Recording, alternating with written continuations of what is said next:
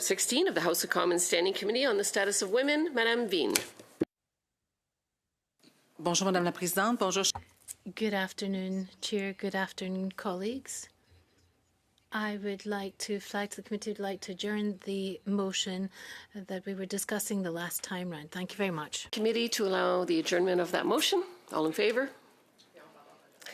Is it also the pleasure of the committee then to proceed to our panel of witnesses for today? All in favour? Excellent. Then I would call forward our panel of witnesses. I'll suspend briefly while they get here.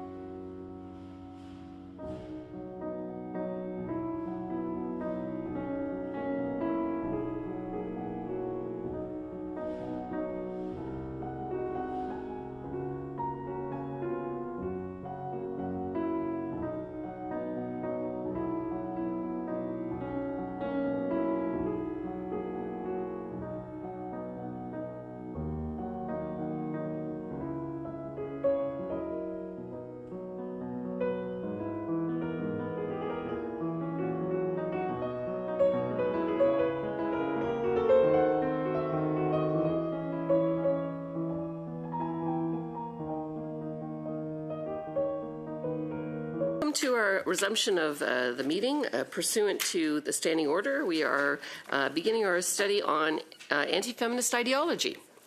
And so I want to provide a few reminders for the benefits of our members and witnesses. You can choose which language you prefer to hear on your headpieces. If you need assistance, just flag it to our tech people and choose the English or French or the floor. Please wait until I recognize you before speaking.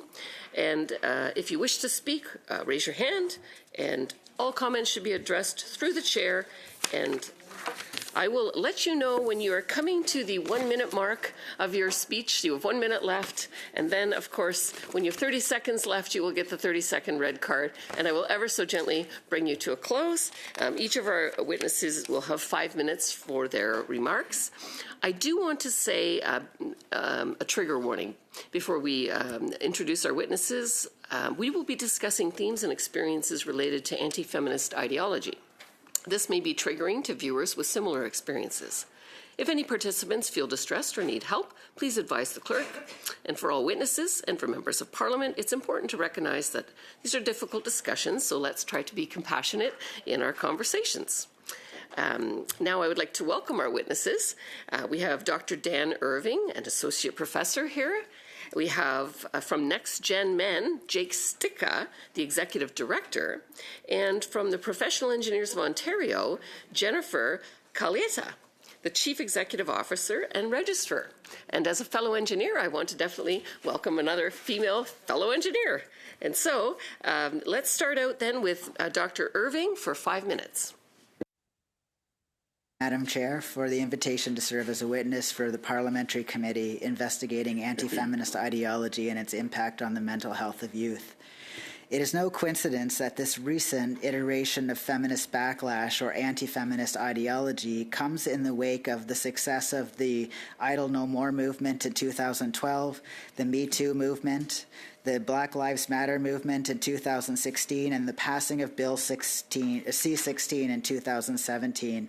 Anti-racist feminists, Indigenous activists, Black feminists, queer and trans feminists gained some political ground in our challenges to settler colonialism, police brutality, gender-based and sexual-based violence, as well as anti-trans hate. As an associate professor who teaches feminist theory, it is important to stress that feminism goes deeper and beyond sex, gender, and sexuality. Critical strains of feminist theory, which cannot be separated from the feminist practice I just outlined above, employs intersectional analysis to grapple with the ways that structural oppression rooted in capitalism, settler colonialism, nationalism, and heteropatriarchy interlocked with sex and gender to oppress all members of society, albeit in different ways. Feminist theories, including Indigenous feminism, women of color feminism, trans feminism, and socialist feminism, are threatening to those who are invested in hegemonic systems of power. Anti-feminist discourses are conservative. They are reactions to the work that critical feminism does to create personal, intellectual, political, and social spaces that empower youth by enabling, for example, a trans or non-binary youth to understand that they are not deviant, sick, or confused. Rather, that Western colonial society is rooted in a sex-gender binary the West cannot count past two. Or to foster connections between Indigenous youth and Black youth based on intertwined histories of dispossession, slavery, and disposability that continues to do violence to both communities today. Or to encourage a young white cis man to express his anxieties, fear, and sadness, while helping him understand that naturalized forms of masculinity govern by ensuring no one can ever measure up. Furthermore, critical feminists are productive by encouraging youth to think collectively across differences to challenge oppressive systems while engaging in world-making activities, or creating more equitable, democratic, and socially just spaces where they go to school, work, and gather. I've often asked my students in sexuality studies courses what value they see in studying sexuality and gender studies. One student stated, "These courses keep us alive," a sentiment that was shared enthusiastically by her peers. Similar to a multi-headed hydra, there are many facets of anti-feminist ideology, as well as particular groups who espouse it, ranging from radical feminists, right-wing conservatives, right-wing extremist and fascist groups, and right-wing religious actors.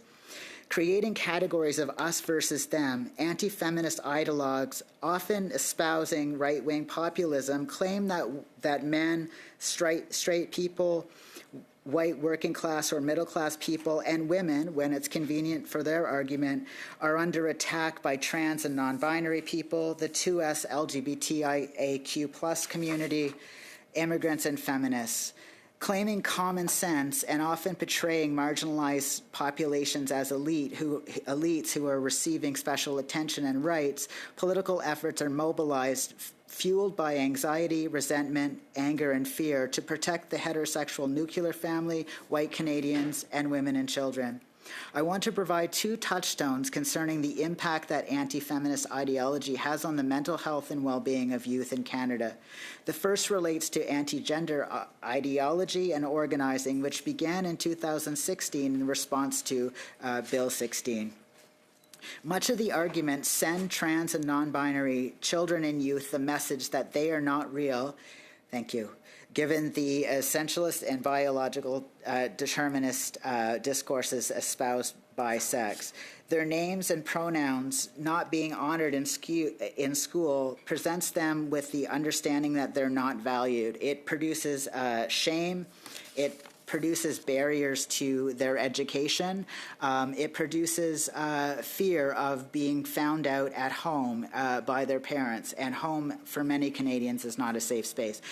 Because I only have 30 seconds, the other touchstone was going to be the manosphere, the digital manosphere, in which many young men are mired, that this affects their anxiety, their depression. It feeds misogyny. It feeds and breeds misogyny. It feeds and breeds racism and homophobia. Hopefully we'll get the rest of that when we get to the round of questions. But thank you for that. And we'll go now to Mr. Stika for 5 minutes. Awesome. Dr. Irving, I'll try and pick that up where you left off. Good afternoon, members of the committee. Thank you for inviting me to speak today. Jake Stika, I'm the co-founder and executive director of Next Gen Men, a Canadian organization that has worked with boys and men for the last 11 years. What I want to share today isn't theoretical. It comes from thousands of direct conversations with young people across the country. And I want to start by telling you about a 13-year-old boy who recently messaged one of our staff members. He liked a girl who didn't like him back. He was convinced something was wrong with him, that he wasn't good looking enough, funny enough, or interesting enough. When our staff member tried to reassure him, he told them, "Don't BS me." What struck my colleague wasn't just his certainty that he was inadequate, it was that they couldn't even have a conversation because we were starting from two different places. A week later, at 1 a.m. on his birthday, he messaged again, "I just spent the first 45 minutes of my birthday crying. I don't want to be seen like this. I feel like I would be laughed at just for expressing myself." Here's a young person facing a double crisis, convinced he wasn't good enough and equally convinced he couldn't tell anyone about his pain. This is where anti-feminist ideology finds its opening. But here's what's crucial to understand. It doesn't necessarily start by targeting women. It starts by targeting boys themselves. Paraphrasing activist scholar Bell Hooks, patriarchy's first act of violence isn't towards women, it's towards boys themselves. Should boys be unsuccessful in emotionally crippling themselves, they will be met by a group of patriarchal men that will do it for them. When boys learn they can't express fear, sadness, or vulnerability without being seen as less than male, they're learning to cut themselves off from their own humanity. In this weakened state, patriarchal messaging seeps in. You're not good enough, you're not man enough, you're weak. They take normal feelings of insecurity that every young person experiences and turn them into a crisis of masculine identity. They take the fear of being seen as feminine, as weak, qualities our society has long devalued, and weaponize it. Let's name it plainly. This is misogyny. Teaching boys that the feminine is weak trains them to hate the feminine in themselves and then to punish it in others.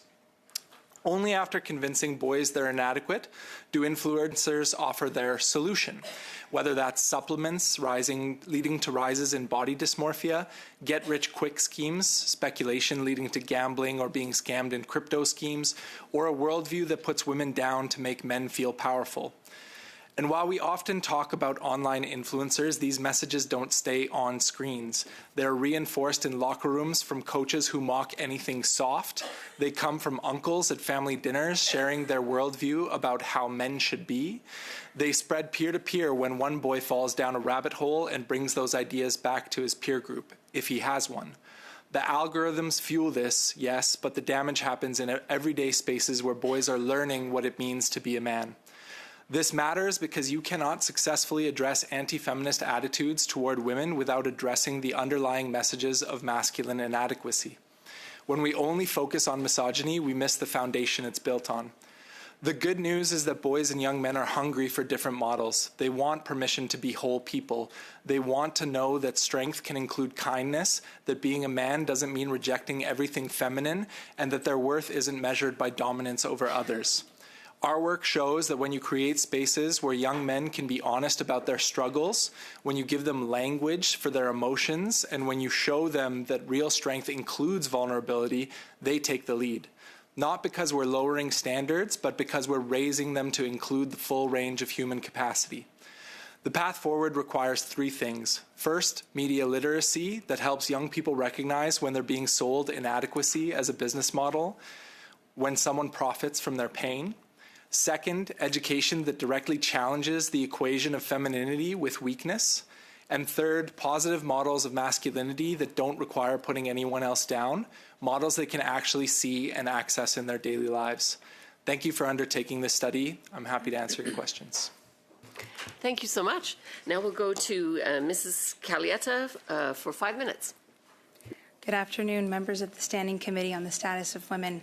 I am both honored and humbled to be speaking with you today.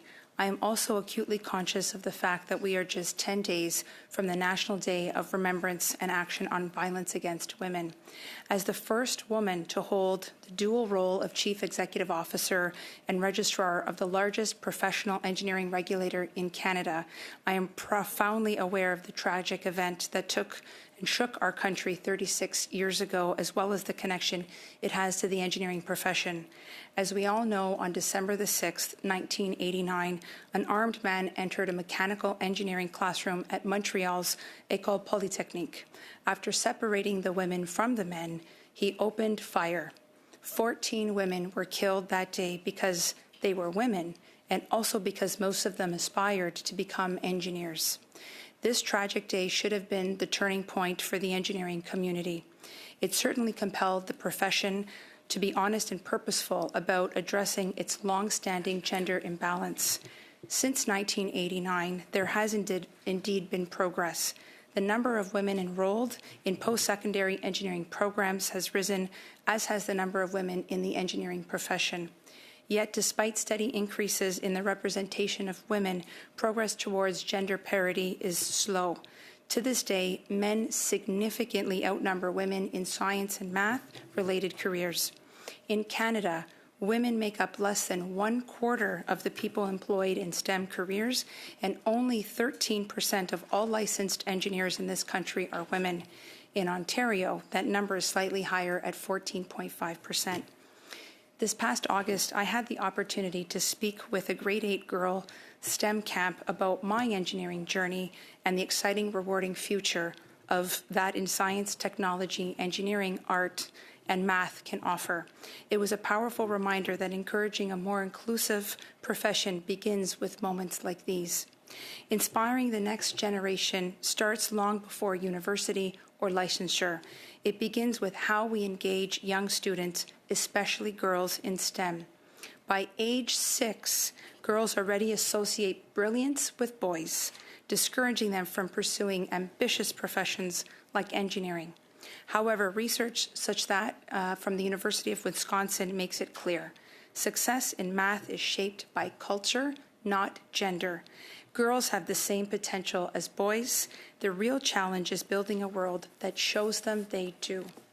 As Ontario's engineering regulator, PEO has a responsibility to promote a profession that reflects the diversity of the public it serves. Creating pathways that welcome everyone into engineering is essential to building a profession that is innovative, resilient, and trusted by society. Through our anti-racism and equity code, we are removing barriers for marginalized communities in engineering, including not just women, but also Black, Indigenous, and other populations. We are developing specific strategies to counter systemic discrimination impacting persons based on gender identity, including women, two-spirit, intersex, transgender, and gender-variant persons. In an audit of our licensing process, we learned that significant barriers to women getting licensed and staying in the profession include the experience requirements, lack of supports, and a relative lack of female role models. Although I would pause to acknowledge that the chair of this committee is herself a powerful engineering role model, a licensed engineer who spent over 2 decades working in the profession before becoming the first engineer elected to Parliament.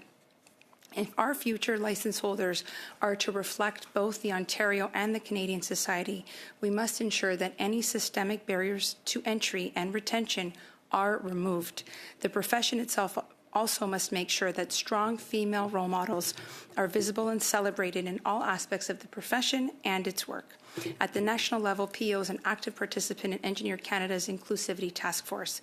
Together with our colleagues across the country, we are defining what an inclusive profession truly means in today's context. And that task force will help to clarify the role regulators play in making that a reality. We do not underestimate the challenge that lies ahead. Last year, just 20% of newly licensed engineers in Ontario identified as women. We are still a long way from reaching our goal from parity, but I'm heartened knowing that in the last 3 years, we have licensed more women than at any other point in PEO's history. It took a devastating and tragic loss to bring challenges of our profession to light. No matter how much time passes, the Montreal Massacre of December 6, 1989 is still difficult to bear. As we prepare to honor the memories of the 14 women who died on that day, my hope is that we can create a profession that they would have been proud of. Thank you very much for the time. Thank you so much for that and for the accolades. Just a slight correction, I was the first female engineer ever in the House of Commons. Now we're going to go into our rounds of questions. We're going to begin with Madame Vienne for 6 minutes. Merci beaucoup, Madame la Présidente. Thank you very much, Madam Chair, and thank you everyone for having made yourself available here today. This is a subject that we all wanted to work on, so we're happy to have such competent people to tackle this with us. I'll start with you, Mr. Stika. I hope I'm pronouncing your name correctly. You said something that kind of made me sit up and take notice. Namely, this phenomenon does not start with misogyny, but rather it starts with the boy, the man in and of himself. It comes from his suffering and the models with which he's unable to identify. For example, you can't cry because that's a sign of weakness. We're not virile enough, and this creates a sense of insecurity. But that doesn't just date back to yesterday. And it seems that we're still in these paradigms that go way back in time. And we feel that this anti-feminism is something quite new. But it seems that these references of being strong, virile, and not crying, that's been out there for a long time, hasn't it? Yes. Patriarchy is the system that we've existed under since we know history, and who wrote history as well too. And under the last 70 plus years, we've had a really brilliant conversation about women's roles, norms, stereotypes. We've made tremendous progress. First female engineer elected to Parliament as well too, right? And many of those types of milestones. But in kind of having that gas pedal for women and girls, we've simultaneously held down the brake on having similar conversations about norms, roles, and stereotypes for men and boys. And I think we need to let go of that brake and expand what it means to be a man and kind of masculinity. And the conversation, rightfully so, men benefit as a class within patriarchy in terms of representation, earnings, all those types of things, but individually are deeply harmed when it comes to rates of suicide, substance abuse, incarceration. And I think that conversation needs to be had at the same time. Dites-moi, diriez-vous que... Would you say that there's a scourge here? I don't want to express this too strongly and be a bit alarmist around this, but is there a crisis looming? Is this something that we haven't yet fully sensed? We're just seeing the tip of the iceberg. Is it bigger than we think? You see young people, you chat with them. Are you observing a lot of this phenomenon? What's happening with young people vis-a-vis anti-feminism? And in passing, the top show is developing a story around anti-feminism in Quebec, and it's out there in entertainment world and in media, and when it comes to fiction, we're talking about this as well. So is it a bigger phenomenon than we might think? Well, I think to Dr. Irving's point, there's a backlash right now through all of the different gains of the intersectional feminist ideologies that we've had put forward. But I think that backlash is also because men and boys haven't seen themselves in the conversation and a new hopeful future for them. They see it as a zero-sum conversation, and as others gain, they must then lose. And some civil society conversations have contributed to that as well too, where, men have had their turn, or, you still have so much privilege. But the statistics of boys and men struggling with various issues are rampant. Earlier today I took part in a ministerial roundtable with the Minister for Health around young men's mental health and the crisis that we're seeing in Canada around that. And young men particularly don't see a lot of hope for themselves and those possibilities where, women today, girls today, are raised by a generation of women who had to work twice as hard to get half as far. And, boys are really struggling with what is possible for them.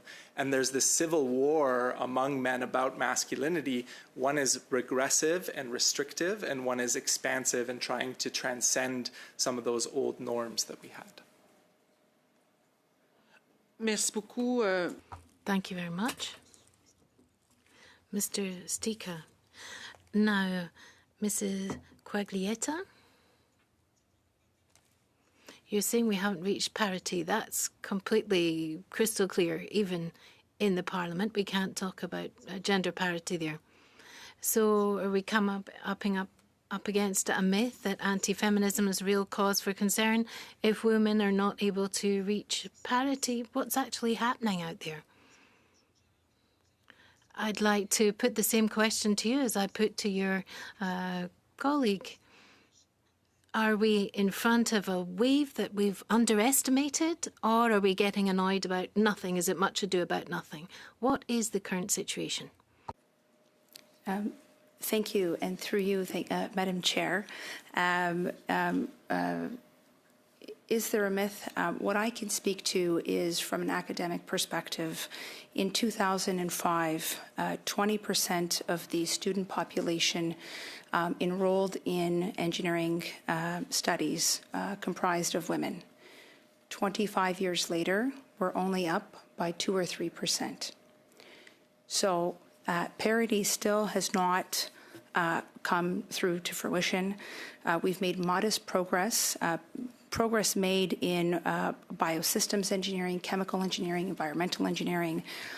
Those still with the lowest women in classes continues to be mechanical, electrical, software, and computer engineering. And so while we haven't met parity from that lens, I think there's still work to do. Thank you very much. Maintenant, la parole est à Madame. And I'll now turn to Madame Schmidt. Welcome to the committee. You have 6 minutes. Thank you very much for welcoming me to the committee, and thank you to witnesses for being here. It's a very sensitive topic, as you've said, but we also need data and better understanding of the situation. About a year and a half ago, I worked as the ambassador for the OECD, and we dealt with that because there was data in Belgium and France saying that this is a phenomenon not just in Canada, but it's a Western phenomenon. But developing countries said, welcome back, that's part of our reality. So this is a global reality, a global situation that has to take account of these models. So I'd like to put a question to Dr. Irving first. To build on what you've said as well, Mr. Stika, it's true there are patriarchal models out there. And there's this question of how I can actually allow me to have a feminine side and be proud of that. But if we look at the anxiety that you've referred to, well, is the anxiety only coming from the fact that there's different masculine models out there, or is it a combination? Do you have data on this? It seemed to happen mainly after COVID and the impact of the climate affecting everyone, and also the digital transformation underway in our society, so I can't have a job for life anymore. And then there's the question of my identity as a young man or a male adult, and I need to affirm myself in light of all this. So their studies have shown a rise in anxiety and what's happening with this rise in masculinity as well. I don't have the data with me, but there is definitely data and studies that are done on the rise of masculinity or the rise of anxiety amongst young men after COVID, particularly social anxiety.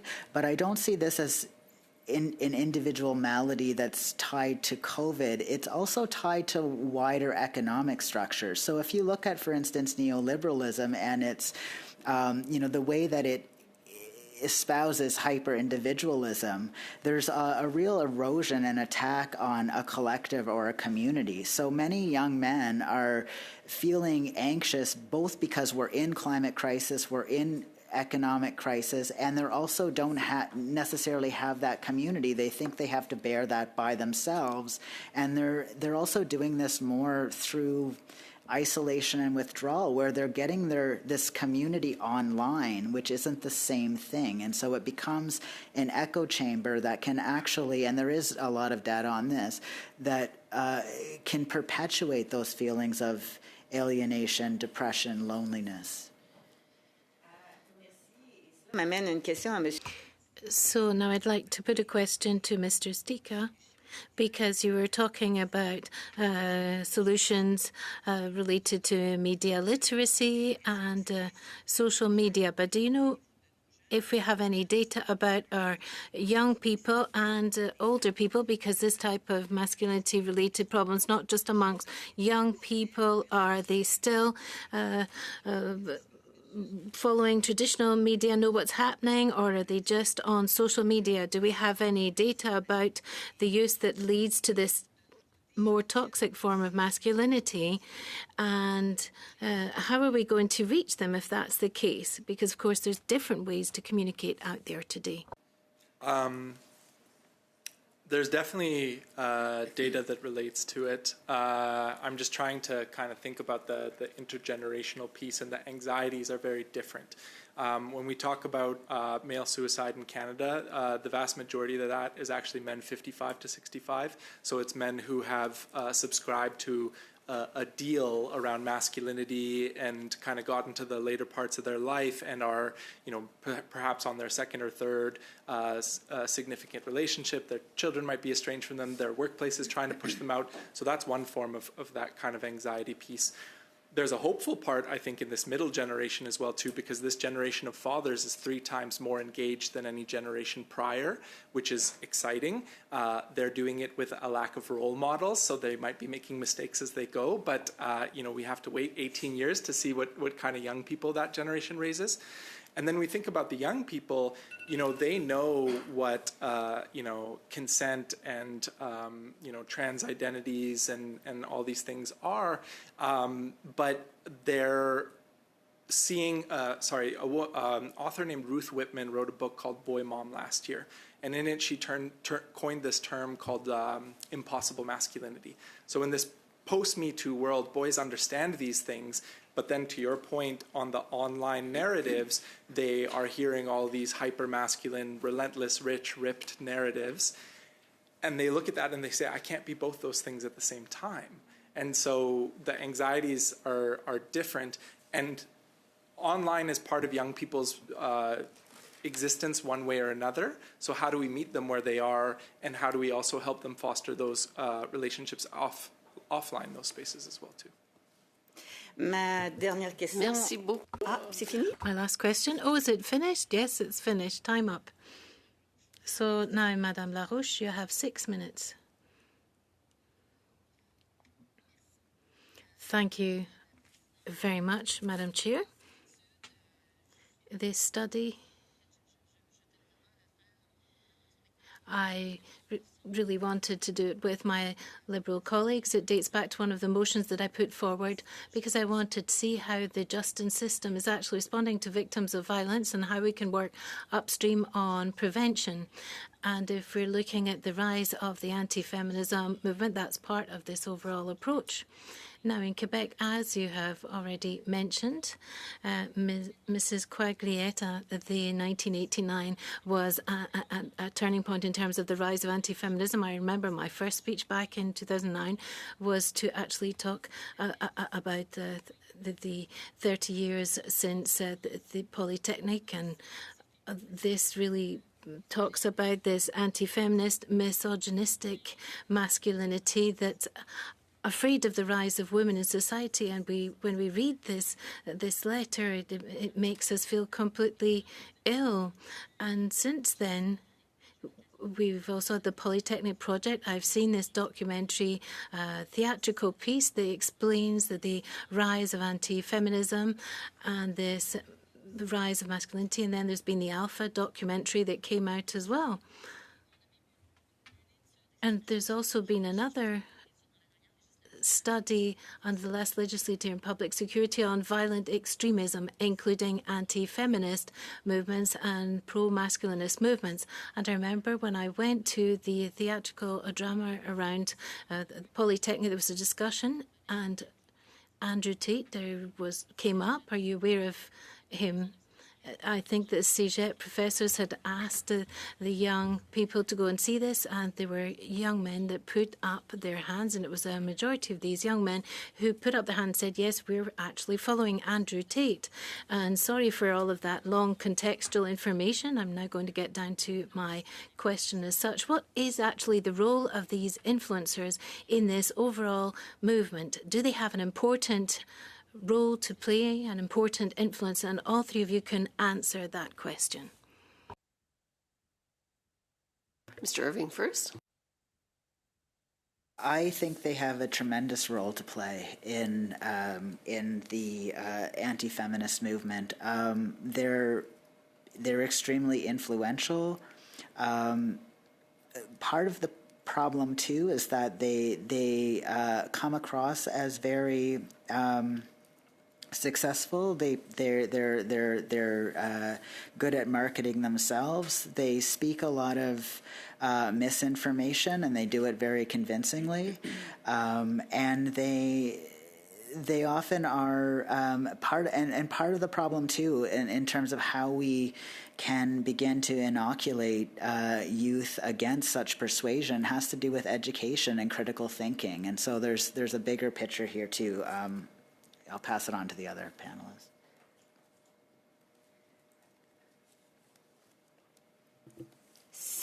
Oui, vous pouvez ajouter, puis après ça, je reviendrai avec ma sous-question. Allez-y. Perhaps you could add on that question. Would you like to add something on this question, the role and the place of influencers? Thank you, through you, Madam Chair. While I cannot speak to the role of influencers such as those as Andrew Tate, what I can describe or speak to is the role of role models, specifically in employers and in other academic institutions, that becomes very important, especially as acting as a role model. For instance, we know that women who seek employment in engineering fields have a lack of technical mentors. We know that access to supports and technical work experience is a factor in why women in engineering are not becoming licensed, or perhaps begin the process but don't complete it. And removing bias in hiring and technical job assignments is something that we have to pay more attention to, and look to see what we can do, especially in relation to the review of the evaluation process. I'll stop there. What I would add, similarly on the role models note, and this isn't from a perspective of kind of woe is me, but when we look upstream where boys are forming some of their identities around what it is to be a man towards primary education and even secondary education, women are very overrepresented in those teaching roles. And we have to admit that that is an intersection of capitalism as well, too, because those are undervalued roles in our society. And men are not often seeing themselves in those spaces to be educators and role models. So we do need those offline role models. And then when we do get a chance to partner with technological platforms, we know that the algorithms are amplifying these negative ones because it serves their business model. You know, having positive role models, positive conversations doesn't lead to the engagement, the clicks, the rage, the comments.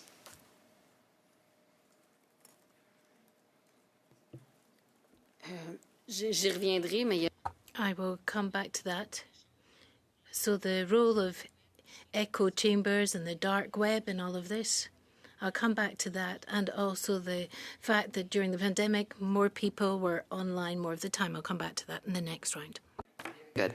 All right, now we're into the second round, and we'll go to Ms. Roberts for 5 minutes. Thank you, Madam Chair. Through you, Madam Chair, I'd like to thank you for coming today. This is a study that I feel we all agree on that is important to all of us, so thank you very much. So I'm going to start with, I hope I'm pronouncing this right, Jennifer, how do you pronounce your last name? Qualietta. Wow. Perfect. Sounds Italian. So my question to you is this. As a CEO of Professional Engineers Ontario, you've led initiatives aimed at promoting equity, diversity, and inclusion. Have you observed any pushback from male employees who feel excluded or disadvantaged by these programs? Not at all. In fact, I think we have a more engaged and inclusive workforce at the organization with 150 staff. Our engagement scores just came in a few weeks ago at 93.3 of the staff being engaged or almost engaged in commenting on an increase, I believe, in over 18% of feeling that it is a more inclusive environment. So could these feelings be of being, like, do you think that men feel that we're at a different point in society where the equality of men and women in the engineering field is equal? Or do you think we still have a lot of work to do? That's a really good question through you, Madam Chair.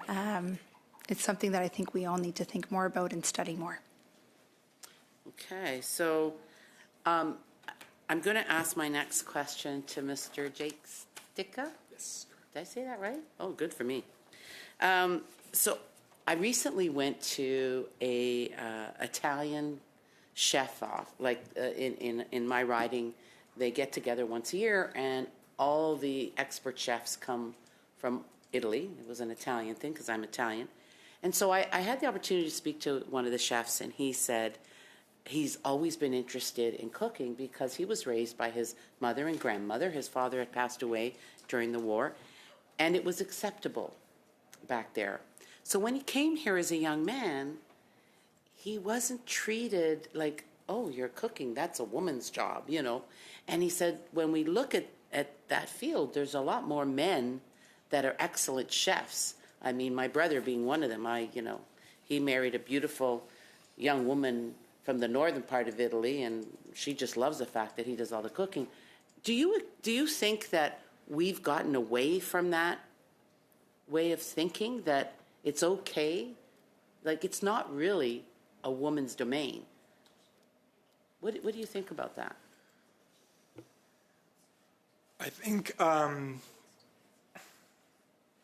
there's a few weeks ago I had the chance to join the Reykjavik Global Forum, where they presented the global index on ideas around leadership related to gender. And one slide we didn't get a chance to in the conversation, but I saw it in the preview, was the sector bias. And I can't remember them off the top of my head, but there is still ideas of quote-unquote men's work and women's work, right? And, we have these science, technology, engineering, and math initiatives to get girls and women represented in the economic security and the opportunity that exists within STEM. We're missing a parallel conversation. Richard Reeves has called it the HEAL movement: health, education, arts, and literacy. How do we get men into those fields as well, too? And as we truly pursue gender equality or parity or those types of things, as men move out of one space, they also have to be invited into a new space where there's opportunity and new possibility for them. And to your specific question around maybe chefing or cooking, a lot of that comes to the level of performance, right? Perhaps to just be a cook has stigma, but to be a chef is still aspirational. That's why we see that there. And similarly, a lot of those narratives for men are, you have to be the top, you have to be the CEO, the pilot, the top person, not necessarily in a supportive role. Listen, I'll have a man cook for me anytime. Sorry. So you mentioned earlier this generation of fathers are more engaged than in the past. And I think that's true. Also because today both parents have to work because of the situation, the economic situation in this country. So the roles now have shifted where they both take that responsibility. I believe, and I'd like either one of your comments, do you not think that that is a great way to raise our children, to let them know that we're both equal on equal standings? Simply yes. Yes? That's good because we're out of time. Alors, je passe la parole maintenant à Madame Menard. 5. And now, Madame Menard, you have 5 minutes. Thank you, Madam Chair, and thank you so much for being here. And thank you for the quality of your presentations. You gave us so much useful information, a real wealth of information. I have been reading Notes on Being a Man. I've been reading that from Scott Galloway. And I would like us to talk about this question of being rejected. I think that would be an interesting stone to look under. And he talks about the experience of being rejected from a gender point of view. And in his writings, he shows that in a situation where we're rejected, the women, let's talk with biases here, the women will turn to her friendships to be supported, or turn towards her work colleagues for support, or hug her patients, whereas a man will tend to isolate himself when he's rejected. So I'd like to hear you talk about this question of self-isolation and vulnerability when there's suffering and distress. Does that not mean that it becomes fertile ground where you might go towards a more shadowy filled approach? I'd like to start with you. What that means, that one of the articles that I was reading in preparation for today talks about exactly that the manosphere often will bring in adolescents, men or the boys who are experiencing their first rejections in the dating world, for instance, and that as my co-panelist has said, that is an inroad for anti-feminist ideology. So that this particular isolation and the feelings that they may have then get fueled within this very algorithmic digital world that will then tell them that rejection is the fault of women, or and so they will. If they haven't come in with some misogyny, there's a huge chance they're going to develop that through this, and then they see this as their community, and it's hard then to remove oneself from it. Merci. Monsieur Stika, je suis curieuse de vous. Thank you, Mr. Stika. I'd like to hear from you on this question too. I'm curious.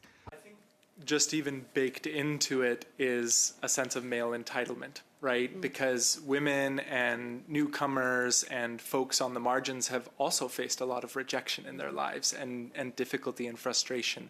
And so I think we need to address and head on note that a lot of boys and young men particularly feel entitled to certain outcomes. But in noting that, we can approach them with empathy and compassion to their experience of rejection as well too. And the reality is that a lot of their peer groups don't have that.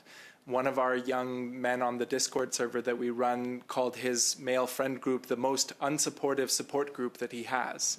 And so how do we give young men particularly the skills to support one another and also understand the narratives that it's not necessarily our often female romantic partners' sole role to do our emotional labor? How do we do that within community or with non-romantic platonic partners and friends as well too?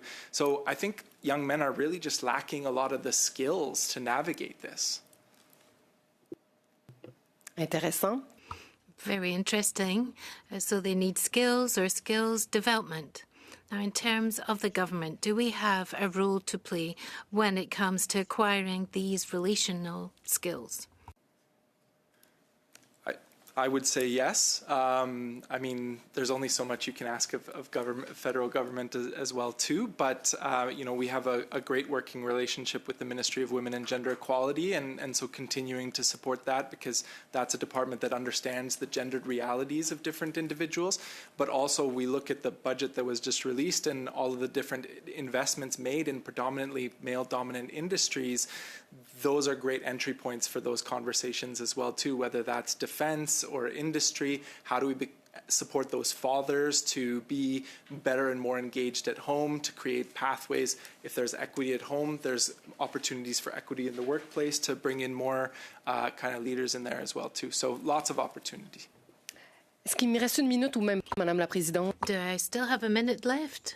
Oh dear, that's not really enough. Well, thank you very much for being with, and perhaps we'll be able to come back in the next round. Madame Larouche. So, Madame Larouche, 2.5 minutes. Thank you very much, Madam Chair, and thank you once again to the three witnesses for your testimony. It's very enlightening, but at the same time, I'd like to come back to some ideas that I touched on during the study on violent extremism in the Public Safety Committee. Now, you talked a bit about this, Dr. Irving, of the impact or not of the COVID crisis on isolation of men who adopt this type of policy. So could you come back to the role of these crises when it comes to them developing these anti-feminist, toxic masculine ideas? Yes. In terms of not repeating what has already been said, I think the internet fills a void that isn't often filled in other places. And so in terms of isolation, if we're talking about crises, whether we're talking climate crises, economic crises, crises in masculinity or, normal developmental phases, I think that the internet can often supplement. So if I can just answer your question with another comment in terms of what the government can do in terms of combating isolation, funding is huge. Funding in arts and in music. Studies have shown that men can often express their feelings through hip hop, through music, poetry, these things that are more acceptable, and yet we're seeing the cuts to funding in schools for these very programs. Parfait, 30 secondes. Thank you. 30 seconds left. Perhaps I leave space to Ms. Quaglietta and Mr. Stika, because during that study, we'd seen that there were other theories related to anti-feminism, such as nativism and white supremacy, and there were other ideas that circulate around this. So what's the role played by these other ideas so that people want to have this very conservative, traditional view of life? Madame Quaglietta, Monsieur Stika. Either of you. I would say, anti-feminist ideologies or misogyny help lay the groundwork as well, too, because it is one of the earliest experiences of othering. Boys, girls, one is blue, one is pink, and a lot of other ideologies can get layered on top of that as well, too. So I would say one is foundational to the other, and gender is the largest demographic divide we have in society, roughly 50-50, acknowledging trans and non-binary identities within that as well too. And so if we can build bridges across gender, and the vast majority of men are heterosexual, many have daughters, those skills and experiences then help us build bridges to other more marginalized groups and understanding our privilege, our power, and how we can relate and create space. Thank you very much. And now we'll go to Ms. Cody for 5 minutes. Thank you, Chair. I want to thank all the witnesses for coming today. Like I said, it's a very important topic. There isn't much time, so I'm going to go right into the questions. I'd like to ask Ms. Quaglietta. First off, I'd like to thank you for all your work on representing women in engineering. As you know, getting licensed is the first step to working as an engineer. So what I'd like to ask you is, since engineering is a profession that often requires work in complex environments, construction sites, industrial facilities, and other high-risk settings, these spaces can present unique challenges for safety and respect, particularly for women. And this could be perhaps one of the deterrents for women to pursue engineering. So regulators have a critical role in setting standards, ensuring accountability. So with that in mind, what role do regulators like PEO play in ensuring these spaces are safe and respectful for women? And what accountability mechanisms exist for potential conflicts? Thank you. Through you, Madam Chair. There are a number of things that the organization is doing from an external perspective to create an environment where everybody feels like they belong. From a policy, standards, and guidelines perspective, we are now looking at all of our current guidelines and standards, as well as those coming with a more equity lens. 2 years ago, we more broadly were the first regulator to remove the Canadian experience requirement, particularly to support those internationally trained and experienced engineers. In relation to the workplace, again, I'll go back to the gender audit that we conducted that researchers interviewed 374 women who went through the licensing process. And this really is a call to employers to ensure that women are supported through the licensing process, that they have access to role models as well as those in technical jobs to help support them and mentor them, not just in encouraging them and having confidence in applying to more technical related jobs, but to ensure that they're prepared for that they're supported, that they have the access to resources and the skills development training in order to continue on that pathway. And so there are a number of stakeholders across the sector, employers, academic institutions, and all of us as individuals to support women in advancing, particularly in those STEAM-related careers. And I'll just stop there. Okay, thank you. So Canada's energy, such as pipelines, require thousands of skilled engineers and are often seen as economic drivers. Women remain underrepresented in technical roles, and attracting them to these sectors could strengthen both the workforce and project outcomes. How do you see pipeline projects in Canada creating meaningful opportunities for women in engineering careers, and what partnerships or training programs would make this possible? Through you, Madam Chair, thank you for the question. I think this is an area where we need to currently conduct more research, but I would just go back to saying that it goes back to role modeling, providing equitable access to the hiring processes, and ensuring that all folks in industry are supported in their career aspirations, regardless of where they work or what technical aspect or role that they're in. You said that in 2005, women represented only 20% of the student population, and 25 years later, it's at 25%. So how do we create an environment where both women and men not only see the benefit of the field of engineering, but feel accepting and comfortable working together, both in the schools and in the field? The number one thing we can all do is to encourage women and remind them that they can do it. The number of dropouts in high school physics is remarkable, and that is one of the entry courses that are required to enter into a profession of engineering. And so it is a call to all of us to, whether you're neighbor to an aspiring engineer or a young lady who wants to go into STEAM, the best thing that any one of us can do is to remind them that they can do it. Thank you. I think that's really important. And I think 30 seconds. I don't think I could get a question in. So I think Mr. Sticka would love to comment. Okay. If I could also just add to that, we work a lot with educators, coaches, youth workers, but we also work in male-dominant industries, so oil and gas, construction, mining, etc. And ostensibly, when we work with a lot of those organizations, they bring us in because they want to increase gender diversity and representation within those organizations.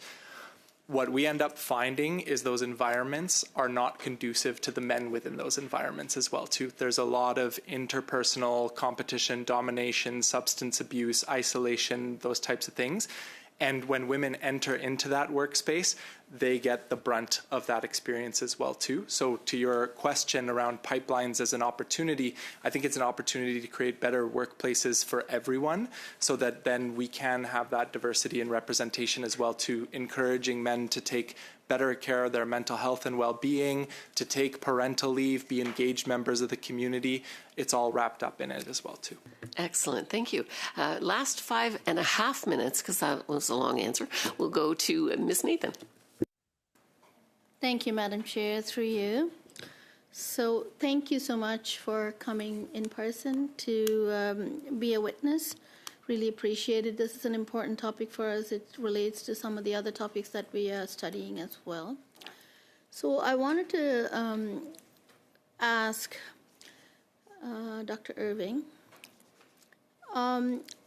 we're increasingly seeing political messaging from political leaders across multiple countries that draws on masculine narratives. For example,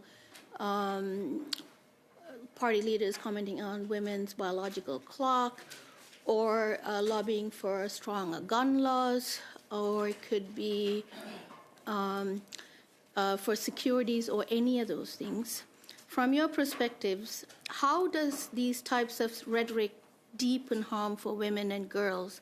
And how does it reinforce the broader ecosystem in which anti-feminist ideologies thrive?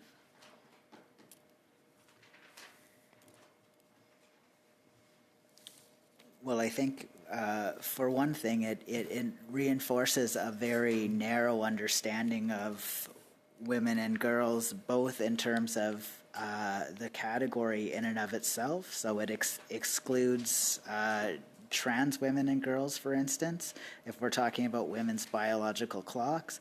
It also reduces women to their sexuality and reproductive capacity. When you were talking, I was thinking about a particular conservative leader who was on Jordan Peterson's podcast, espousing this very rhetoric. In terms of so yes, I mean, going back to another question in terms of what spawns this anti-feminist rhetoric, part of it is white supremacy and a resurgence to a particular understanding of the nation as white. And this is to harness women's some women's reproductive capacity while saying other women are dangerous. And so this is this signals a huge crisis and a violence in and of itself. Thank you. And also your research does explore emotional lives of young men. And I think you didn't get to the last bit of your speech. Maybe you could talk a little bit about that. So including how white masculinity intersects with feelings of isolation and grievances. How does this emotional dynamics create openings for anti-feminist or misogynistic ideologies to take hold among youth specifically? So not to be too repetitive, I think one of the ways has to do with, and my co-panelists said this as well, I think a lot of young men need to be validated. They need to be heard. Mm-hmm. And even when they have emotions that are ugly, that are anger, that are rage, and sometimes we're not listening, but these anti-feminists are. And so part of it is to bring them into the fold is sometimes lending that ear and hearing these ugly feelings that they have, and then adding to that a particular knowledge and misinformation. And again, if we're not equipping young people with the critical skills to be able to suss out what is misinformation and what isn't, you can fall victim to that because of the emotional validation that one receives. And I think that's a problem for a lot of progressives who often don't want to confront particular heavy or ugly feelings. Mm-hmm. In your research, have you come across bigger differences between the minority communities, newcomers, versus the white mainstream community in terms of these ideologies? I haven't. My research has. The research project that you're talking about was only amongst white young men, so I'm not qualified to speak about that. Maybe I could throw the same question to Mr. Stryker, if you have anything to weigh in on that last question. I can't speak from a research perspective, but from anecdotal experience, I'd say cis hetero white ideologies of masculinity are definitely fueling this the most. But when you look at a lot of these anti-feminist influencers, many of them do have intersecting identities around diversity of race or those types of things. Andrew Tate himself is lightly mixed race, but is able to really establish within a white supremacist culture as well too. David Goggins is another person that comes to mind. So I would say it's not absolute, but those dominant hegemonic narratives are definitely fueling it more so. Excellent. Thank you. Oh, Thank done? you. That brings us to the end of our first panel. I want to thank our witnesses and remind you that if there's any data or information that you wanted to contribute that you didn't get to, please send it to the clerk, and we'd be happy to receive it. Thank you again for your input. Yes. Do you think it would be possible for us to send questions as well to these panelists for them to answer that we may not have been able to ask today? I think that's fine. And so I'm going to briefly suspend while we switch up the panels.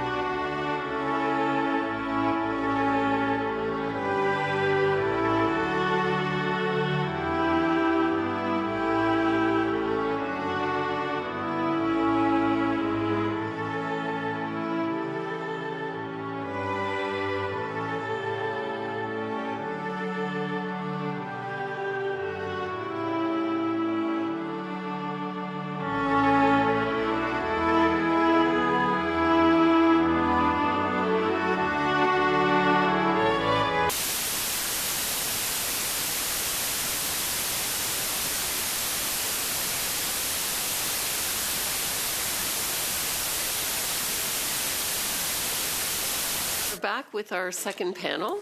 I want to welcome our witnesses and a few instructions for you for our committee. If you're on Zoom and you want to pick your interpretation, whether you get French, English, or the floor, which is both, it's at the bottom of your screen, a little, looks like a globe. And if you wish to speak, please use the raised hand function. All comments go through the chair. And so each of you will have 5 minutes to speak. We would like to welcome Les Femmes Mishif Otepimswak, Lisa Pigeot, the Director of Intergovernmental Relations, and Partage au Masculin, Jean-Michel Dubé-Rousseau, Directeur Général. So welcome, and we will begin then with Ms. Pigeot. You have the floor for 5 minutes. Thank you, Madam Chair, for the chance to speak with the committee today. Before I begin, I want to acknowledge that I'm joining you today from Spencerville, Ontario, on the unceded and unsurrendered territory of the Anishinaabe people. I also honor the enduring relationship that the Haudenosaunee and Huron-Wendat peoples have with this land. As an Indigenous person living and working here, I see the acknowledgement as a call to act, not just to speak. It reminds me to support Indigenous rights, to strengthen community relationships, and to contribute to work that protects our lands, our families, and our future generations.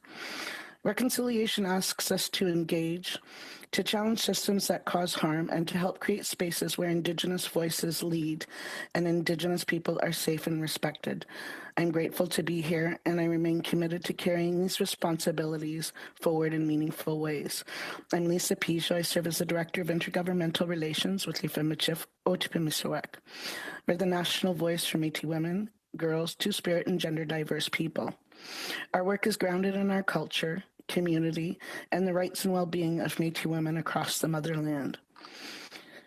We're seeing a growing pressure from ideas that work against gender equality. People often refer to this as anti-feminist ideology. It shows up in ways that can seem calm and polite. It can also show up in ways that are openly hostile.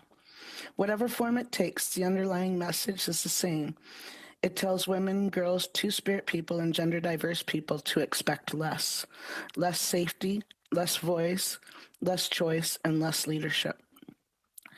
Feminism has never been about taking anything away from men. It is not rooted in hatred and misandry. It's not about domination or creating new hierarchies. Feminism is simply about fairness and about dignity.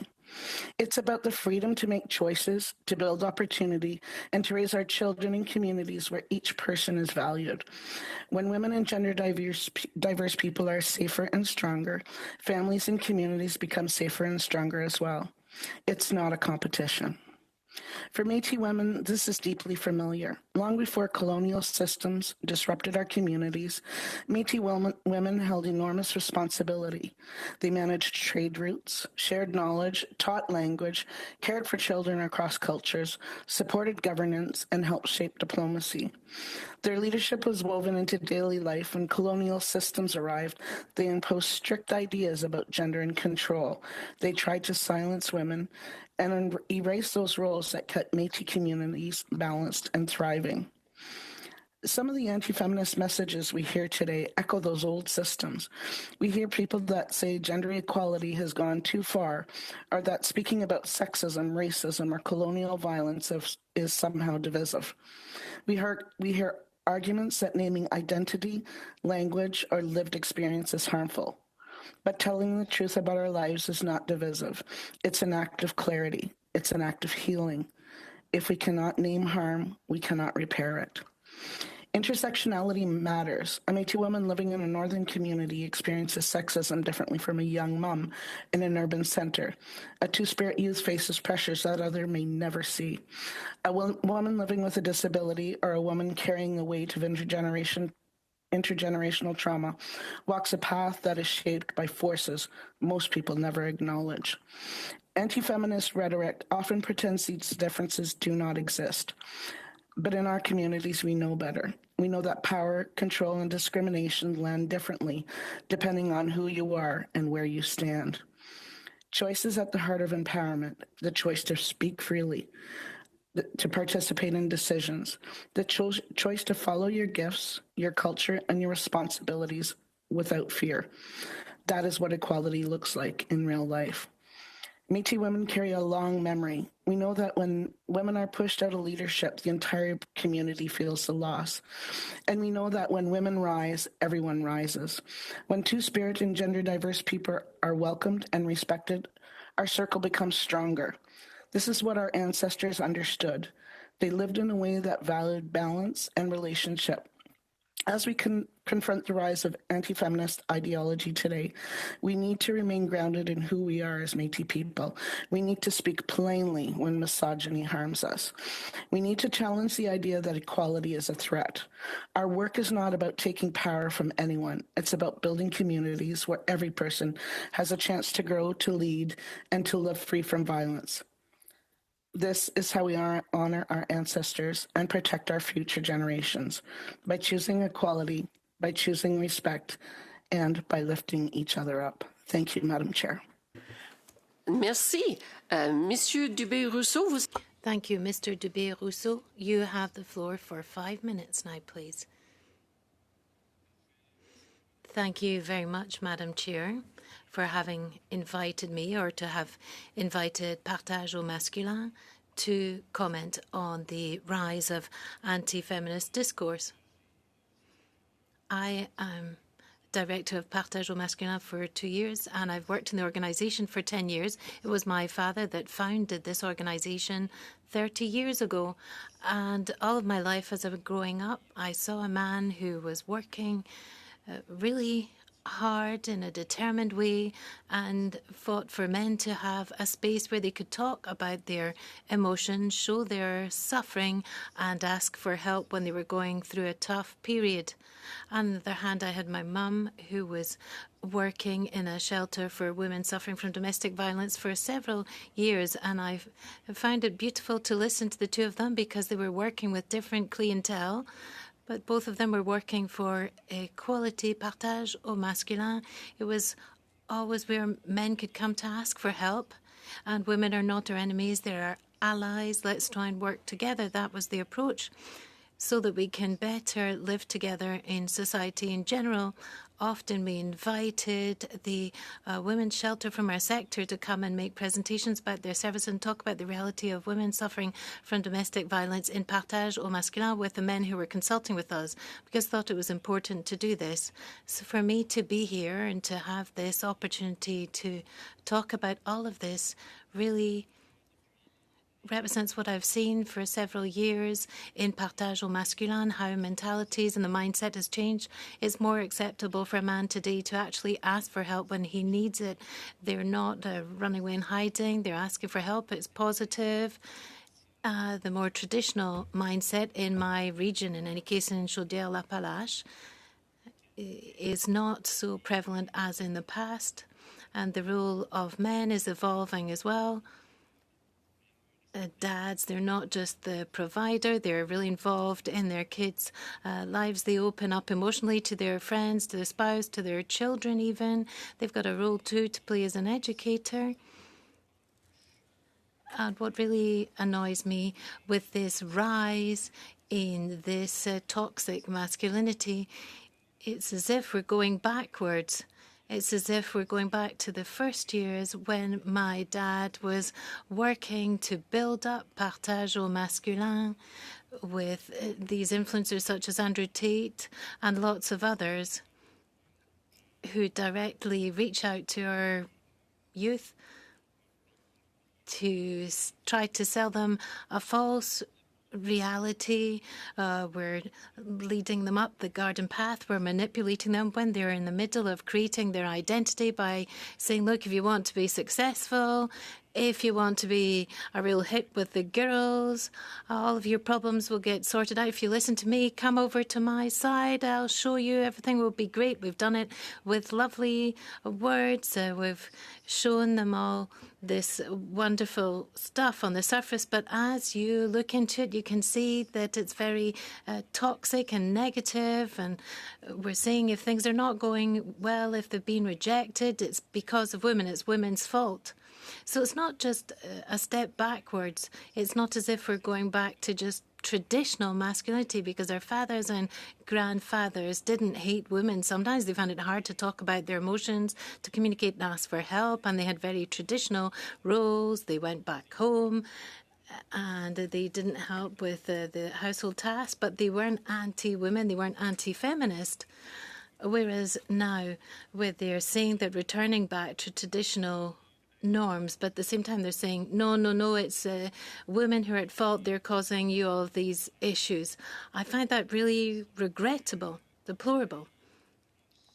And I would like there to be more of a counter-discourse so that we could oppose these influencers and their discourse. This is something that's missing. When it comes to social networks and in our schools, I've got the impression that on the one hand, there's lots of influencers who come along and speak to our young people to mislead them and fill their head with all that. And then the other hand, when I look around in my region, what is there on the other side? To reach them and say, look, there's other things that are out there. This is not true. Don't get involved in all of this. You have to have a critical thinking developed, and I think something needs to come in and fill that gap. Linda, thank you so much. And now we're going to begin our first round of questions. You may have noticed my very helpful, when you have 1 minute left, you get the yellow card, and when you have 30 seconds left, you get the red card. So that will help. And we'll start with 6 minutes for Madame Vienne. Merci beaucoup, Madame la Présidente. Thank you very much, Madam Chair. Jean-Michel Dubé-Rousseau, I knew your father well, gay. Yes, I know. When I was young and nice, when I was a journalist at the community radio that I helped to get up and running. And I think we were probably the precursors to actually bring Partage au Masculin onto the radio, talking about men and men's suffering and how come they're angry and what's happening. We've been doing that for 33 years, so I'm very happy to see that you are now at the head of this organisation. You'll say hi to your dad in passing. Absolutely is the answer. So what are you seeing in your daily life with these men from the Beauce region in particular? You're very virile, you're all entrepreneurs, businessmen, things are going well. Is this a phenomenon that you're really observing on a daily basis and with increasingly younger people? Yes, the Beauce has always been very traditional as a region, strong, guys. We don't show that we're suffering. We just keep putting one foot in front of the other.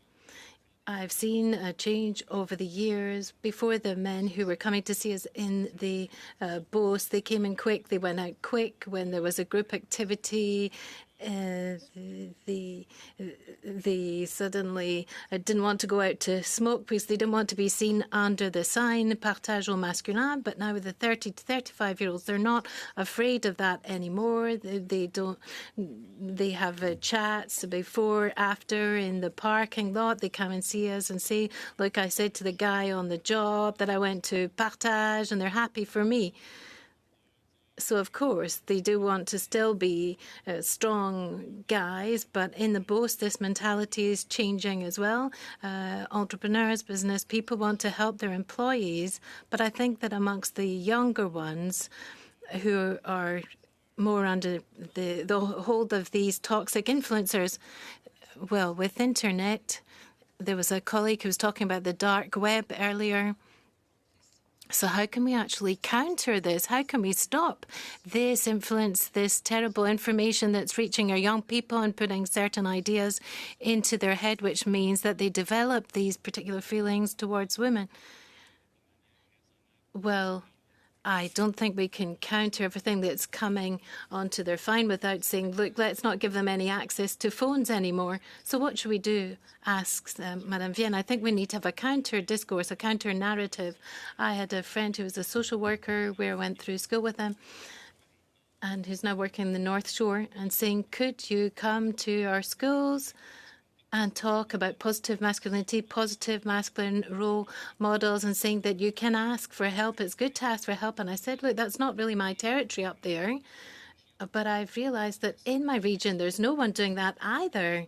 Within the community, there's no one. There's a real hole in the service. No one has this mandate to actually go out into the schools and talk about all this with their young teenagers. I think that's where it should start. Jean-Michel, go to young people and speak with young people. So I'm going to put forward a hypothesis here. I don't know if it's true or not, and you'll tell me what you think of this. I'm the mom of a 29-year-old man.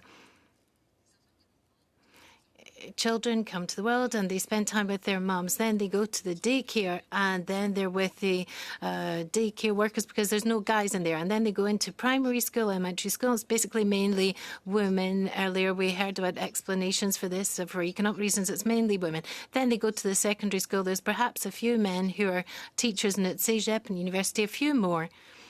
But there's all those years where they don't have this masculine, positive role model with them on a daily basis. They're constantly surrounded by women. So I'm putting forward a hypothesis here to be quite clear. So there's no meeting places for men before they went down to the pub or wherever, the brasserie. We don't see that so much anymore. And then at school, I remember my son has to get into line, even though they like to kind of fight with each other, but they weren't allowed to do that anymore. So have we gone a bit too far, fallen into an extreme on the other side? Not enough men present in their life, not enough important men in their life? What do you think? Answer. I think that any child, any young man, of course, I deal with adults, so I don't deal so much with the development of children and teenagers, so I don't think I can say too much on that.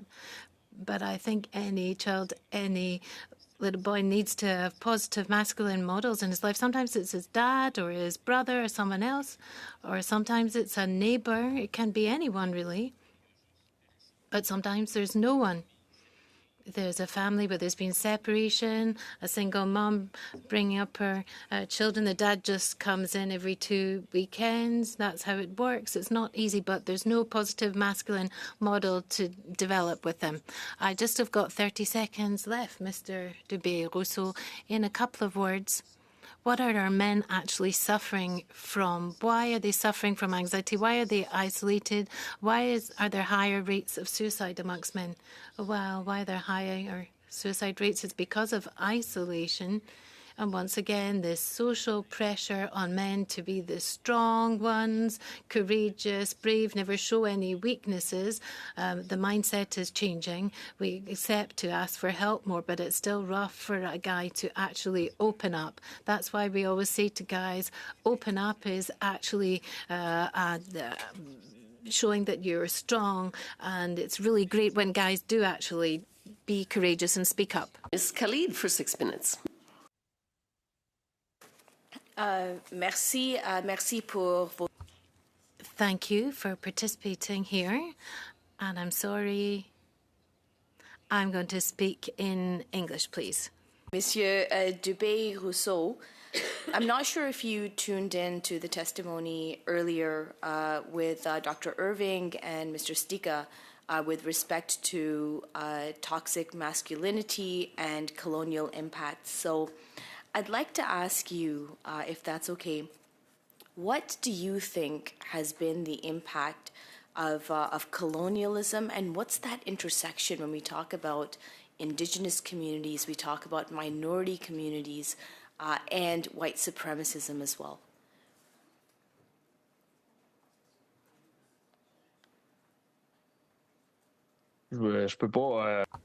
Well, I can't talk about colonialism as such. And on intersectionality, yes, different people have different realities, and these can stack up, and that can increase the pressure on that person.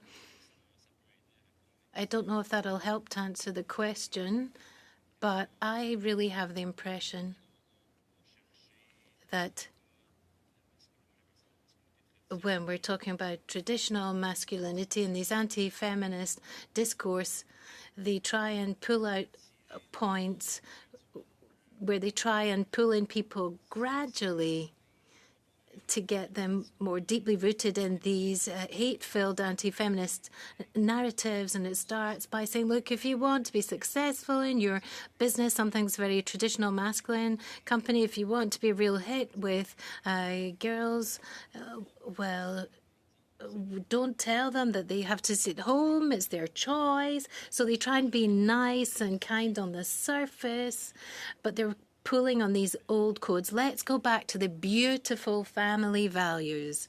Let's go back to the old days. It was much better. It was simple. It worked well. We had united families back then. And I think it's an illusion, a mirage to people. You can't say, no, are you against nice family values? No, of course, I'm not against these values. Are you against the fact that a man can be successful in his company? No, I'm not against that, of course. And that's how we catch them and then pull them in further and get them more deeply involved. I don't know if that answers your question, but I don't think I've got the expertise to give any other sort of answer. Thank you. So I'll maybe ask you for something that you may have expertise on. Diversity, equity, inclusion is a hot topic, a divisive issue that is ongoing, not just in Canada, but all across North America and the world. It's something, policies that have been put in place to make sure that not just women, but all gender diverse people, all people of minorities are protected and are basically given the equality of opportunity to be able to participate in our workforce. What impacts do you think this negative rhetoric around diversity, equity, inclusion has had on toxic masculinity and on anti-feminist ideology?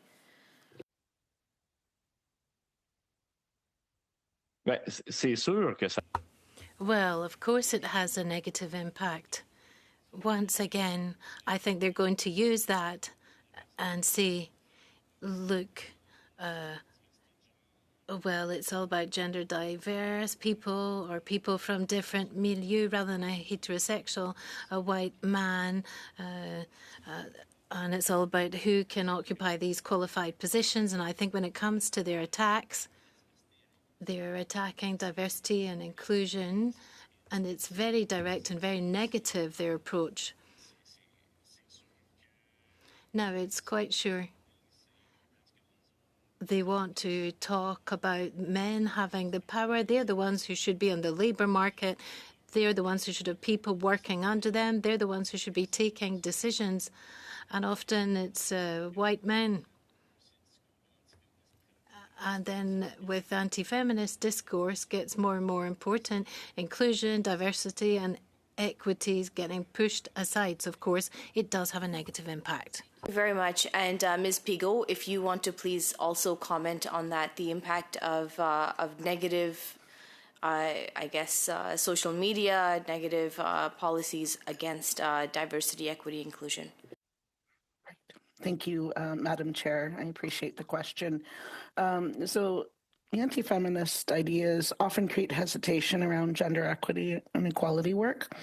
They influence whether any program for women and gender diverse people will receive supports, encourage narratives that dismiss gender-based violence as exaggerated or political. It leads to slower action and selective funding decisions, such as when governments stop naming inequality clearly, it becomes easier for harmful assumptions to take hold. So when we look at, folks may be considering that diversity, equity, and inclusion is harmful. It's actually the opposite. It's harmful not to consider diversity, equity, and inclusion in all aspects of public policy, of programming, and in government decisions. You heard with the last government, a support for a gender-based analysis. And so we focus all of our work on a Métis-based gendered and intersectional lens that clearly honors and respects the different starting points of everyone. And I'll just refer back to your earlier question around the impacts of colonization and the attempt at total I'm sorry, that's the time for that section. Now we'll go to Madame LaRouche for 6 minutes. Merci beaucoup. Thank you very much, Madam Chair, and thank you to these two witnesses.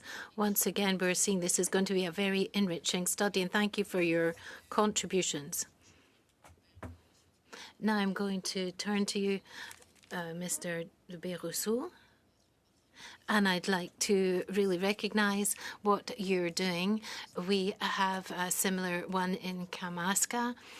They've got a very similar mission. I've been able to go there and have discussions with men using these resources, and I've seen that it's very useful to support them through tough times. And we realise that it's more difficult for men to ask for help. They have to work hard in these organisations because men really do need this type of service. Now I'm going to shift gear. Of course, you've talked about the importance of positive masculine role models. And before we had Mr. Sitka, who was talking about the importance of funding arts and music. That's very important. He mentioned that. And today we've heard about Belle Fleur on positive masculinity, this series. I don't know if you've seen that TV series. This is a TV series that wants to have authentic men far away from these stereotypes, fraternity, vulnerability, friends, and deconstructing these masculine stereotypes, amongst other things. So with music and art, because that was a suggestion from Mr. Stika to fund that more, how can music and art actually contribute to these positive masculine role models and better place this whole discussion around masculinity? I think the more that we allow young men to have ways to express their emotions and their masculinity, and if we offer them a space to do so, the better it will be. There's several men who come to see us and without starting to express their masculinity, but if we look at what's happening, we want them to be able to express their emotions, to give space for a man to talk about his reality and show his vulnerability. There's many men who come to partage au masculin. In fact, often it's the first time in their life that they've had this type of opportunity, this space to be able to come and open up about this. And this space can be in their circle of friends, in their family, in the workplace, or it can be with a mode of expression via music, for example. But often they've never had a space where they can come along and say, look, this has been tough for me. This really hurt me. I was annoyed. And we know that anger can be a vector to express other emotions for men. So this feeling of rejection or sadness and so on. So I think that if we can offer something to our young boys in schools and give them alternative means, and if we can give value in general to the fact that they've got the right to have a space to talk about their emotions and they talk about what they're going through and their way of thinking about things, rather than rejecting them and then they close off. And I heard part of the other panel. I came in halfway through and I noted down something that I really liked there. Namely, we don't go and speak to young people, but the anti-feminist influencers are listening to them. They're listening to them, and they answer them. They speak to them. So if we don't do it, there's someone else who's already there who will allow them to express themselves. So if we don't use direct means by offering help and group discussions and via services that we can offer and activities in school to really reach them where they're at, of course, this works well with adults, and I'm sure it would work well with young people as well, to go into their milieu, to give them this opportunity. Otherwise, the people online will jump into the breach. They'll go into the for the TikTok discussion groups, and they'll speak to the young people. So we have to give them a space where they can express themselves, whether it's in an organisation like ours, Partage au Masculin, or youth organisation at school, or with different activities. That's all very important. So you can look at that TV series, and there's a Beauchesne who comes from Granby and Nicolas Montréal.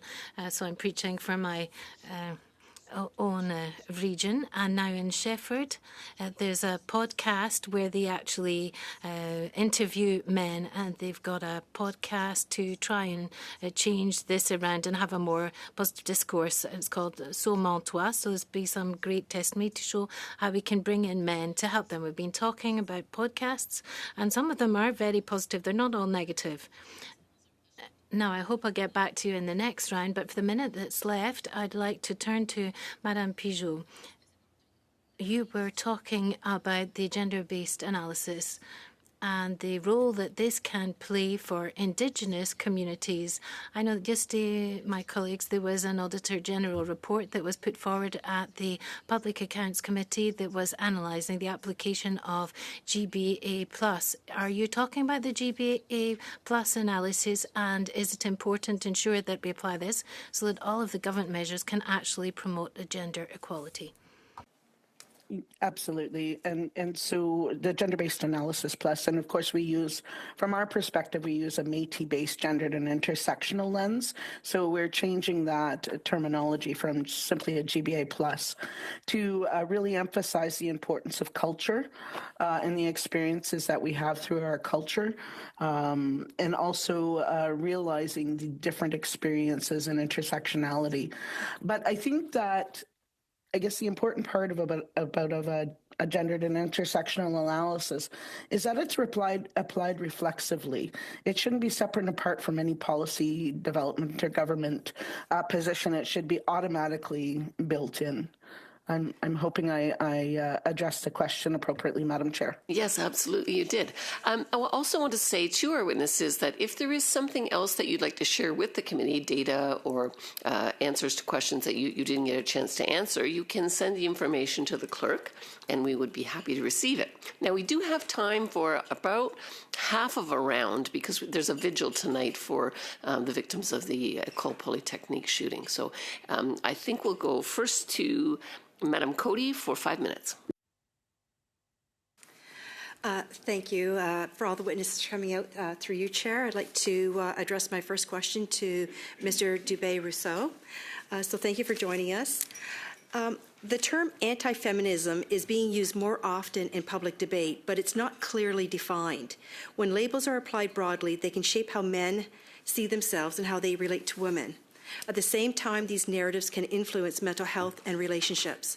Understanding what this term really means in practice is important if we want to ensure conversations remain respectful and focused on solutions. So from your perspective, should there be a clear definition? And in its absence, what does anti-feminism mean in the context of your work? And how do you see this label impacting men's views or treatment of women?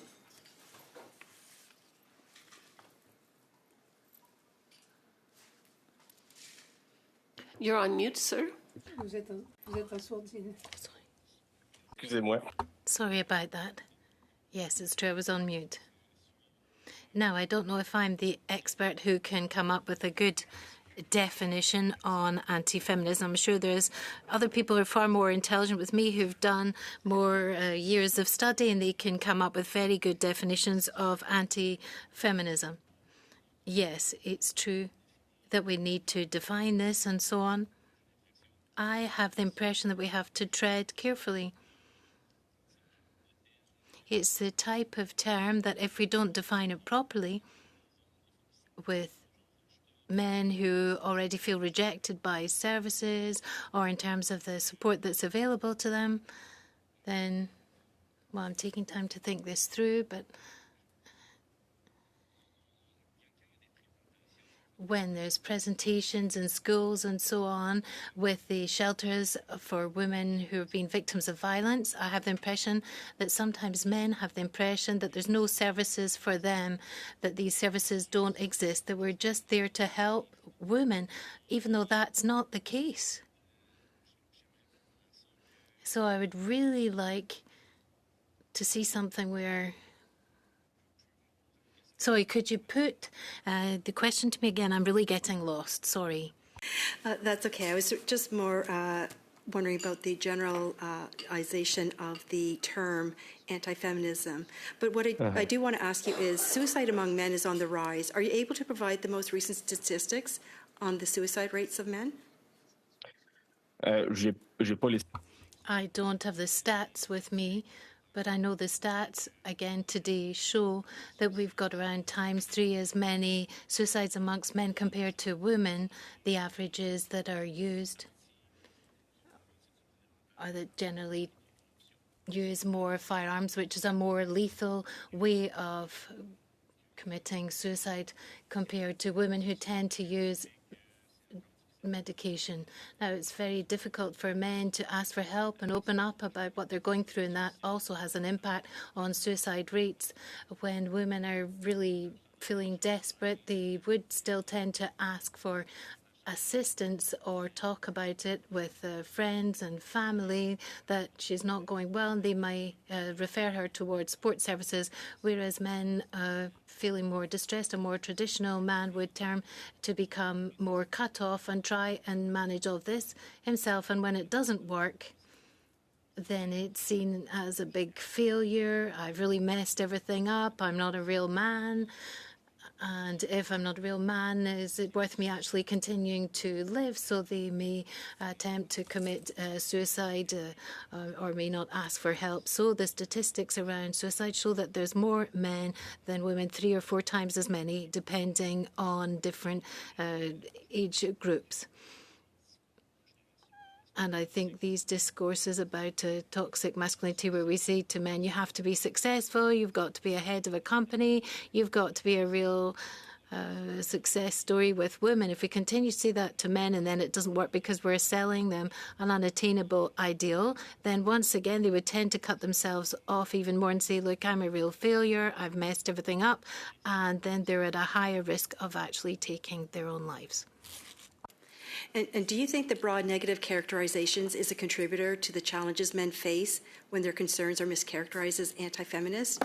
And does this actually stop them from seeking the supports they need? Les idéologies... These various ideologies around toxic masculinity, it does prevent them clearly from asking for the help they need, because when it comes to traditional masculinity, a man has to be able to manage and get through this alone. He needs to be strong. He should never flinch. He can never show his emotions or show any signs of weakness. So with these toxic masculinity ideologies that are also anti-feminist, of course, that is really damaging and means that a man wouldn't be able to ask for help when he's going through a distressing situation. Thank you. Sorry, time is up for Madame Cody. And now, Madeleine Jeanette, you have the floor for 5 minutes. Thank you very much. And thank you to our witnesses, a great discussion. So I'd like to put the question to Madame, that you weren't able to answer about the impact of colonialization. You started to give an answer, so I'd like to hear you continue on that and also talk about the Métis reality and Indigenous communities where this power relationship means that we're not in a logic of victim anymore because of everything we've experienced. So what should we learn from that?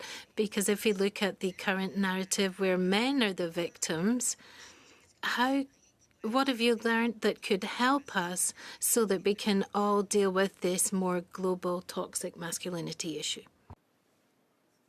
Thank you, Madam Chair, for the question. So colonization, I mean, it's a well studied, a well documented. The impacts are pervasive and affects every area of our lives, as in my case, Métis people, and more specifically Métis women, from taking away our traditional roles, from taking us away from being the dominant society in Canada to being submissive and being, subject to genocides and so on and so forth. forth, and we saw that word being used predominantly in the MMIW, Missing Murdered Indigenous Women, Girls, and to us LGBTQIA plus work in the inquiry. And through those recommendations in our ensuing report around weaving Muskotaha or change, we had 62 Métis-specific calls that relate to how colonization, and I can certainly provide that report to the committee, Madam Chair, but it really is a reflection on how colonization has impacted our security, our safety, our education, our employment, our place and space in leadership, in governance, in every single aspect. But I want to reiterate one thing that I had brought forth in my intervention was that feminism is not about undermining the needs and undermining the role of men in our communities. We all have very important roles, and that role is joint. And that's what colonization really destroyed, was that concept that working together, it's not us against them. And so that's, in my perspective, what feminism is about. It's about honoring everyone in our community. And so specifically, colonization just completely stopped that ideology. And I mean, it's taken hundreds and hundreds of years to destroy that concept. But we work at Les Femmes Pemswak every day to try to rebuild that. So that is what the Métis reality looks like, specifically for Métis women. I also wanted to touch back on the previous question to my co-panelist about suicide. What we lack in our community is Métis-specific and disaggregate data. So to be able to move forward and to be able to fully understand the problem and concept, data is what we really need to work towards. Thank you. Merci beaucoup, Monsieur Dubé-Rousseau. Thank you, Mr. Dubé-Rousseau. If we look at the situation and the reality of young men and what we can do about this, we've got some ideas. But now in terms of adults, where there's the impact of influencers, and they absorb all this toxicity, and then they become active and put it into practice, if you like. Of course, we have to work with men and with women. But if you've got limited resources, what should be done to really help women to deal with this, and also men to be able to change their behavior? Should we focus on those who've got good behavior and give more value to those people? What would be your magic solution to bring about change? Well, with limited resources, for example, in our organisation Partage au Masculin, we've worked through our social networks today or with more traditional media beforehand. We've always tried to get across a certain message, namely, men can get away from all of these negative, toxic discourses and actually be a positive model for themselves, for their community, for their families. So we have to continue to hammer that home and tell men, look, don't listen to that, don't get drawn in. You have the right to be a man who expresses emotions. We're equal to women.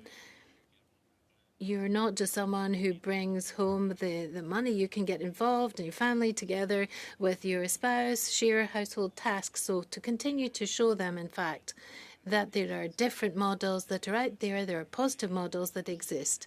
That's how I would work on this and how we actually do it. Well, the last question is for Madame Larouche. 2.5 minutes. Thank you very much, Madam Chair. Well, very quickly, I'll try to put a question to both of the witnesses. First of all, Mr. Dubé-Rousseau, we've really understood that it's important to have resources to support men and to show positive role models. But what else can we do to deconstruct all of this? Because often this manosphere in all of these web-like communities where we've got this movement that's feeding off itself, how can we actually deconstruct this victim narrative that's developing on the web?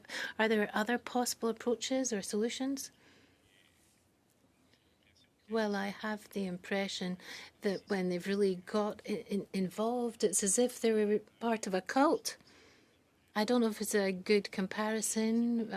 Perhaps I don't have enough knowledge around the manosphere and cults, but in my humble opinion and impression, when somebody's really got drawn in, I have the impression it's as if they're in a sect. Everything that you're going to say to them that's against what the sect is saying will not be accepted. They'll say that we're the ones who haven't understood, we don't get it. And they'll say, come on in, we're the ones who are right, join us on our side, come over to our side.